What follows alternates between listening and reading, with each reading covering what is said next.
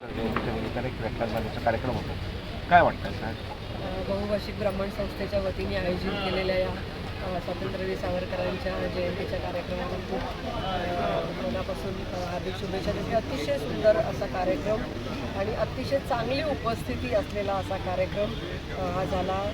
ओमजी त्रिवेदी असतील आणि त्यांच्या सगळ्या टीमचं मी मनापासून अभिनंदन करते.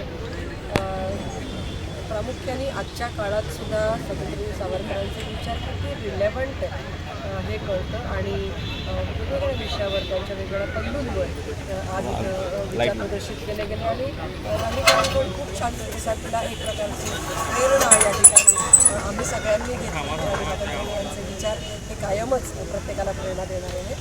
त्यामुळे अतिशय सुंदर कार्यक्रमाबद्दल आयोजकांचं मनापासून आभार आणि अभिनंदन.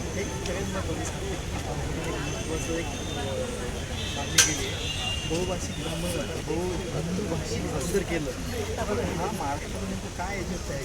सकल हिंदू बंधुबंधू अख्खा देश हिंदुत्वाच्या विचारांनी प्रेरित झालेला आहे आणि पुढचा काळ आपल्याला अधिकात अधिक तरुण पुढची पिढी ही एकत्र या विचारांनी येताना नक्की दिसेल आपल्याला आणि हिंदुत्वच देशाला आणि विश्वाला काढू शकतं.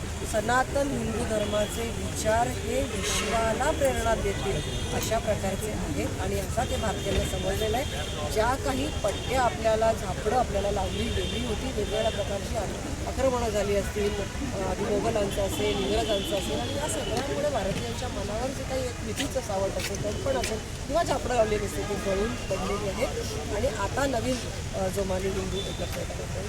नुकत्याच आता बंगालच्या निवडणुका आपल्या सत्तांतरही झालं. काय वाटतं बंगालमध्ये खरोखर बंगालमध्ये परिवर्तन होणारच होतं. पश्चिम बंगालमध्ये परिवर्तन